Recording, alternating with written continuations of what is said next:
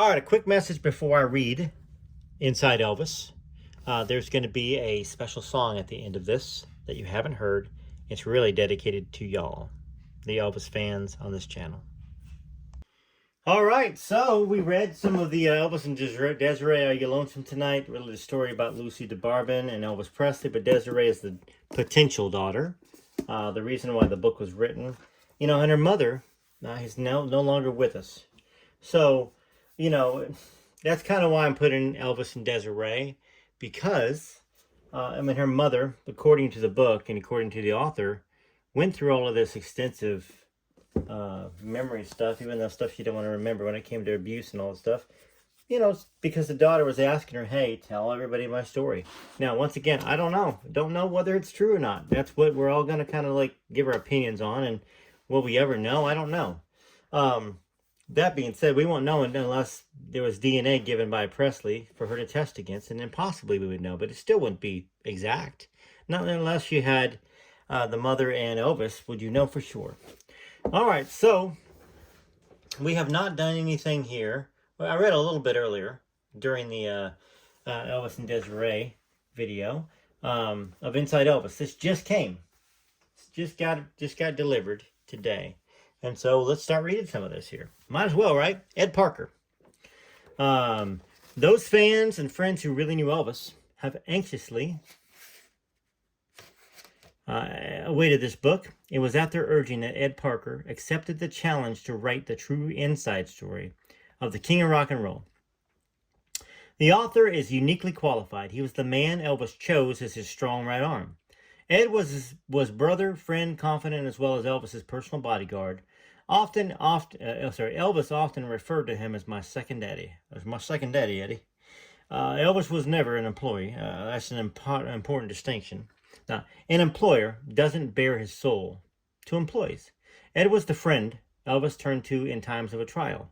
He shared personal confidences and discussed his innermost feelings in the absolute assurance that his confidence would not be betrayed. Now that Elvis is gone, Ed speaks out. This book used to belong to Maxine, maybe Connolly? Hey, Maxine.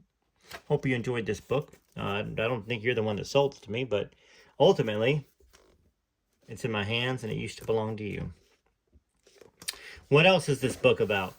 Inside Elvis is not just another book about Elvis. It's an intimate relationship. Let me get the light to stop shining off of that. 1 second. Sorry about that, folks. Just bear with me. There we go.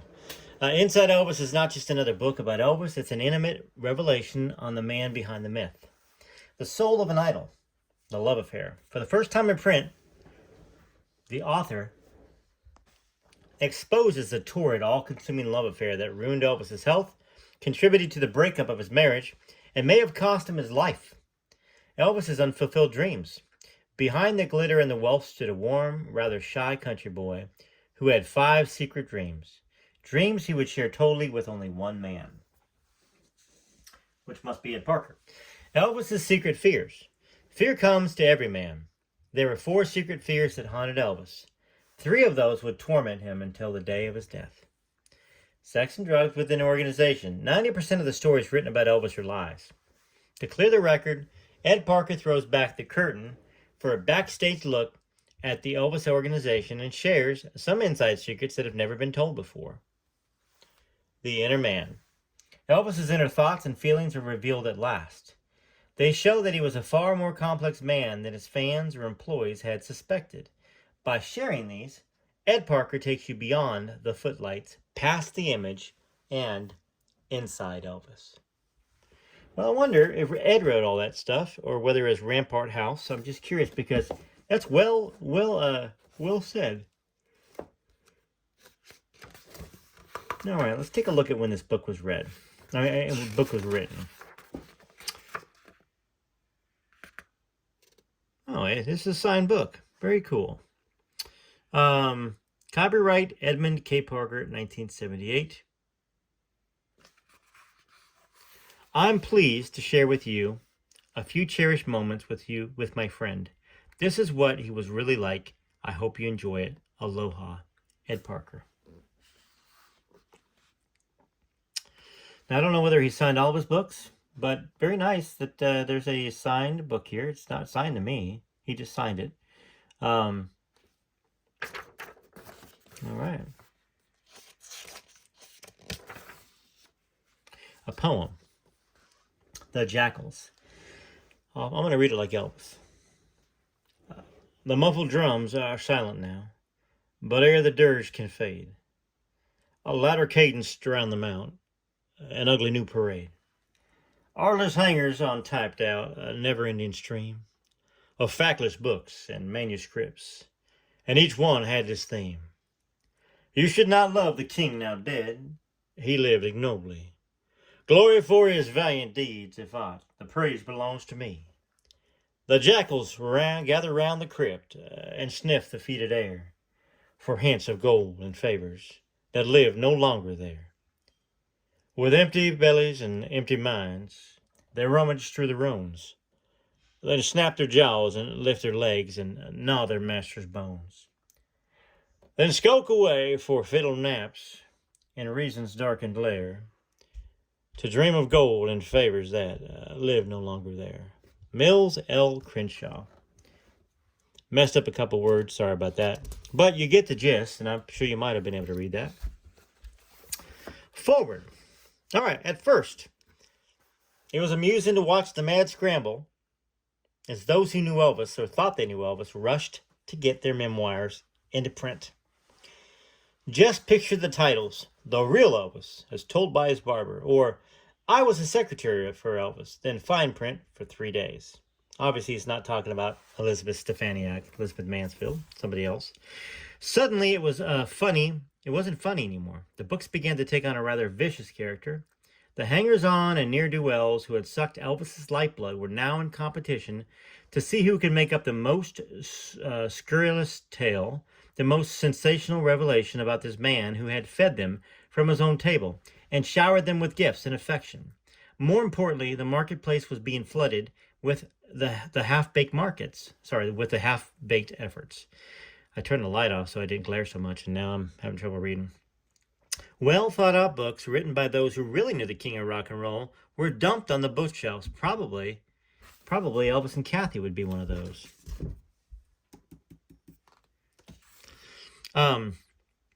In point of fact, very few people did know Elvis. Certainly many were acquainted with the public image that had made such an excellent copy for publicists around the world. And when I say Elvis and Kathy, he says that there were great books that were lost, basically, because of the torrent of literary garbage that were being dumped on the bookshelves. I just want to make that point clear. There were a smaller number of individuals who traveled with him daily, who were superficially acquainted with him. But what of the real man? What of his fears, his dreams, his aspirations, those private inner moments that no commercial flack could ever penetrate? Who was qualified to tell the story? The king had fallen. Who would raise his standard? A fierce-eyed, silver-streaked combatant finally stepped forward, and he was a man to be reckoned with. This was the king's own champion, the strong right arm who was once his brother. Friend, confidant, and guardian of his person, Ed Parker is no island jock to be waved aside as a hireling. He is an urbane, sophisticated college graduate who achieved wealth, fame, and influence on the strength of his own talents. Elvis selected Ed to stand by his side not only because of his unparalleled mastery of the martial arts, but because he was a man in whom Elvis could place in full confidence. Ed was a man to whom Elvis could relate. He could share personal confidences and discuss his innermost feelings in the absolute assurance that his confidence would not be betrayed. Ed was never an employee. For years, he traveled with Elvis without compensation, as a friend. Ed's income was secure as a result of his own investments and his own holdings. Later, when Elvis was forced to fire some of his personal protective staff because they had created numerous legal problems, Elvis pled with Ed to come aboard as his full-time bodyguard. It was an impossible request. Still, Ed agreed to travel with Elvis at those times when exposure was the greatest, and to join him at any other time Elvis felt threatened and had received specific threats. He further agreed, when those tours did not conflict with Ed's motion picture commitments, to travel with Elvis full-time, but only under conditions that Ed remain an independent contractor and not an employee. This is an important distinction.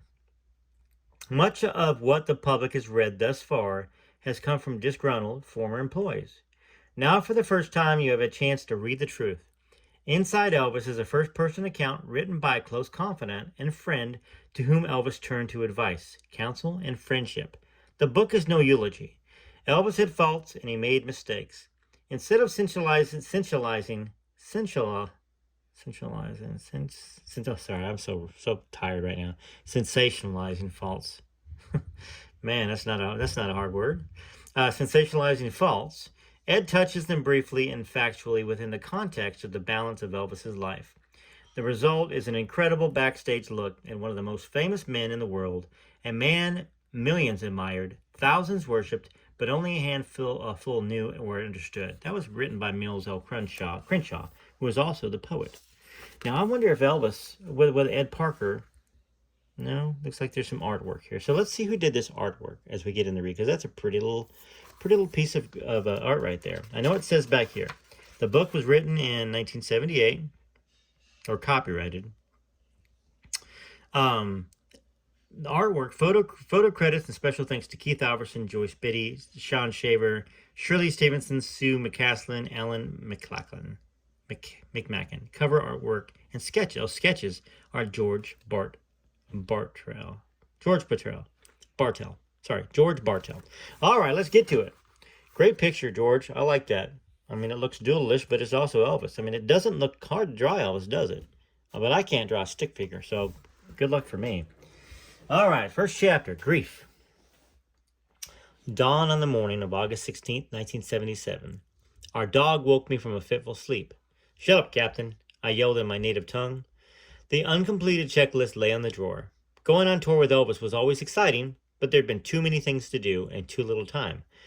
Restlessly, my subconscious pondered the tasks that needed to be completed that day. Karate, business, film projects, and now the tour with Elvis. There was little time to do much else. A 14-day tour required a lot of scheduled juggling. You'd think that after a year and a half of doing this, I'd have it down to a science. Well, Elvis had periodically asked my help in the past. Specific requests came each time he had premonitions of danger. Those were command performances. Elvis had his regular entourage of bodyguards, but on those occasions he insisted on this added personal protection, a backup to ensure his peace of mind. Suddenly, Elvis had discharged 3 of his bodyguards. From that moment on, he had called on a regular basis. It was agreed that I would maintain a flexible schedule in which to complete previous movie commitments. He added the stipulation that I make every effort to be with him on tour, even if it was only for a 3 or 4 day stretch. It was a choice opportunity. Cold water drove the sleep from my eyes. The morning ticked by. Orange juice, clothes, pay the bills, last-minute errands to run, and then the chore of packing. Back in the groove, the checklist would be completed in time for my departure. Packing brought back memories. There was the Elvis in concert jacket given to all members of Elvis's staff for the CBS taping that aired on October 3rd, 1977. We were given 2 types of jackets, one for summer, one for winter. They were an aid in readily identifying our group during concerts. The jackets were part of the totally professional image that had come to be associated with Elvis. Now, we talked about that in the Elvis and Kathy book. She talked about those jackets. I had the jacket. I held the jacket for a moment prior to packing and thought back to our last June tour. 6 weeks had passed. It was good to see Elvis and the rest of the guys again. There was a lot to discuss. Elvis had said he was looking forward to going over the items filed in my briefcase. They included some pet projects he longed to complete. Departure was scheduled for 10 o'clock in the evening on August 16, 1977, and our arrival in Portland, Maine had been scheduled to allow for the following morning's meeting with Elvis. The tour was to begin on the night of August 17th in Portland and end on August 27, 1977, in Memphis, Tennessee. At 2 p.m. Memphis time, 12 California time, I called Joe Esposito, Elvis's road manager and friend in Memphis, to give him my plane schedule. Joe was preparing to drive over to Graceland, Elvis's home in Memphis, to wake Elvis. Elvis planned to leave that night for Portland. It was standard procedure for Elvis to arrive one night before the start of his concert. This allowed him a good night's rest prior to his performance. No hassle, no rushing, and hopefully no problems. Joe took the flight schedule over the phone and mentioned in passing that Sam Thompson, one of Elvis's new bodyguards, was planning to leave Memphis that afternoon to take Lisa Marie back to her mother. Those were happy moments that Elvis's daughter spent with him between tours. But now it was again time for that painful separation. Priscilla was waiting anxiously in Los Angeles for their daughter. Joe suggested that since Sam would be arriving in Los Angeles at 6 that evening, I should call Sam immediately. He wanted Sam and me to take the same flight back to Portland. Sure, Joe, give my best to Elvis. The response didn't seem significant at the time. Rather than wait, I immediately called Sam. He was pleased to have company for the return flight. At 1:30 LA time, which is 3:30 Memphis time, the phone rang. It was Joyce Biddy, a devoted Elvis fan. Joyce was crying. Tell me it isn't true, Ed. Please tell me that it isn't true. What isn't true? That Elvis is dead, she sobbed. Who told you Elvis was dead, I demanded. Elvis's neighbor. She saw the ambulance and activity going on at Graceland, and Uncle Vester told her that Elvis had died. There was a stunned silence. I tried to calm Joyce, but if that information had come from Uncle Vester, then it must have been true. Depression hit like a sledgehammer. Then came the rationalization. Maybe there's been a mistake. It's a cruel joke. Yet, in my innermost heart, there was this gut-wrenching knowledge that it was true. If I were honest with myself, I had known for a year that it would happen. Those who know the islands need no explanation. To those who cannot understand, no apology is offered. It is simply a fact that the Polynesian people have many special gifts. The year before Elvis died, I had a premonition that he would be dead within a year. I told him, then wished I hadn't, and tried to dismiss it from my mind. Elvis' response was, hey. Elvis's response was, hey, what are you trying to do, Ed? Put the kahuna whammy on me? He was upset, and that hurt. But the premonition had been so strong, he had to be told. Elvis's health had been declining. When he canceled 4 days of his 1977 March tour, I sat next to him and could tell that he was seriously ill. Even then, there was the nagging fear that he might not survive. As the car sped from the hotel in Baton Rouge, Louisiana, to the airport, no words were spoken. They weren't needed. He was ill. As I looked into his eyes, the pathway to his soul was open. He was reaching out for help, not sympathy. I was powerless to help him, and it grieved me. There's no more helpless feeling than to stand by a friend that you want to help and not know how.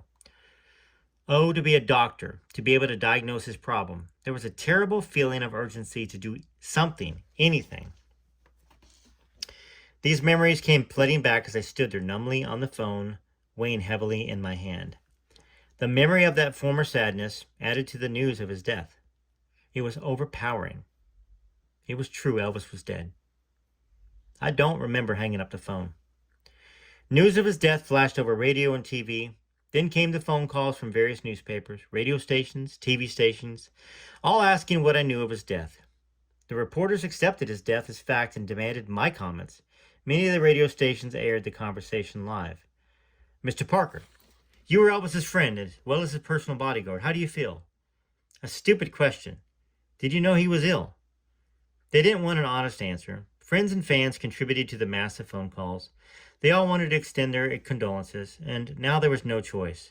The bitter reality had to be faced. My longtime friend was gone. One of the phone calls that afternoon was from Shirley Dew. Shirley Dew. There's been a lot of talk about her in the Elvis community lately. Let's see what goes on here. Girlfriend of Joe Esposito. Shirley had talked with Joe shortly after he found Elvis's body.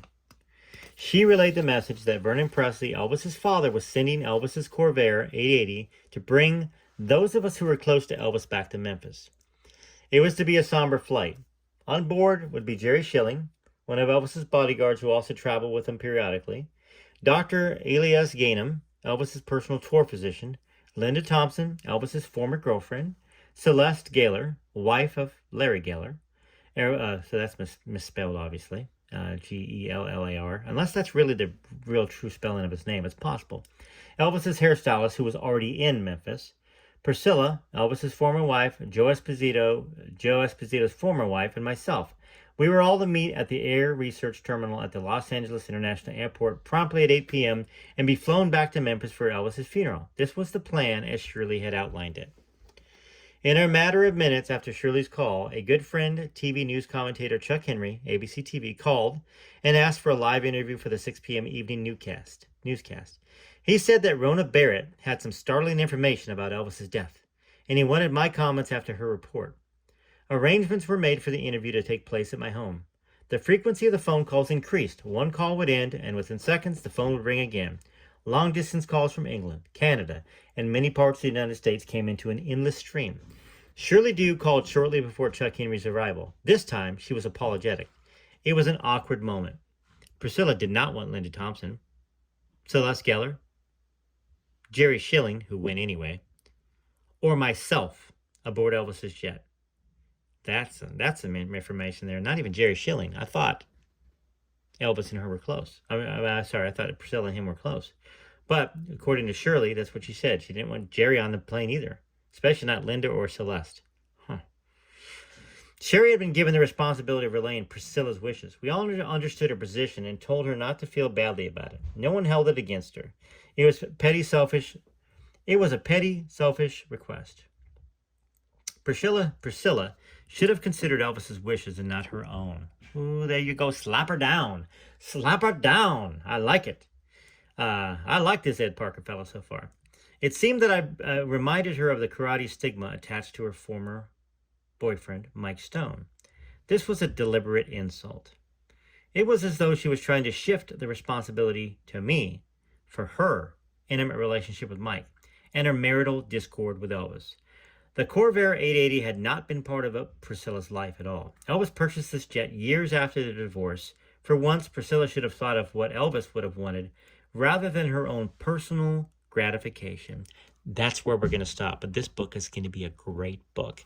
Y'all have to tune in. I'm going to be reading it daily, as well as episodes of Elvis and Kathy, From Here to the Great Unknown, Child Bride, Are You Lonesome Tonight, My Army Days with Elvis, and Elvis in the Army. Those are the books we're going through right now. What do you think about that? Have you read this book? I think it's kind of a rare book. Very nice that there's an autograph in there. Not that it matters much, but it's kind of cool in his own hand. Ed Parker, who seems to have loved Elvis and knew Elvis, had autographed this particular copy. So let me know what you think in the comments. TCB TLC. I will be back for more later. Y'all are just been asking me to read this book, read that book, read this, read that, and I'm trying to do it as much as I can. I don't know whether I'm going to be able to be this busy every day. Probably not. But while I can be, I will do it. All right, till next time, this is Rare Elvis Photos. Hey, by the way, I hinted at the beginning about this song, but here's a song that I've been waiting to kind of introduce to you. It's really a theme song for the channel. It's really a theme song for y'all, okay? So be proud of it. It's every bit of you in this song, okay? And it's probably not going to be on the record I put out. It'll probably be, maybe it'll be a single you can download, or maybe it'll be on the next record. Here you go, without further ado.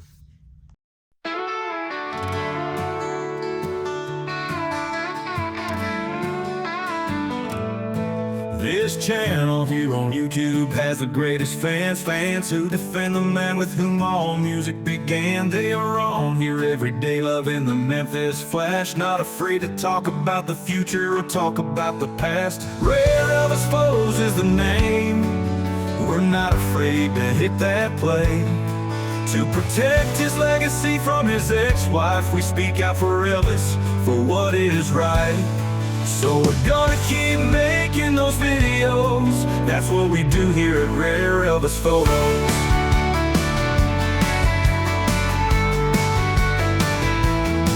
Every day, the most loyal fans of all leave me lots of comments, and we all have quite the ball. So I'll keep reading books and making sure Elvis is loved by the next generation as he watches from above. Rare Elvis Photos is the name. We're not afraid to hit that play. To protect his legacy from his ex-wife, we speak out for Elvis, for what is right. So we're gonna keep making those videos. That's what we do here at Rare Elvis Photos.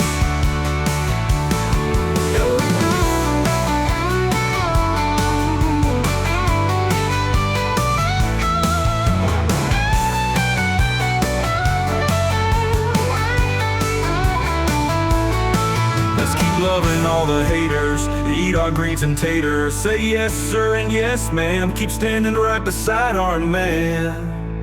Rare Elvis Photos is the name. we're not afraid to hit that play. To protect his legacy from his ex-wife, we speak out for Elvis, for what is right. So we're gonna keep making those videos. That's what we do here at Rare Elvis Photos. Ooh. Rare Elvis Photos. Oh.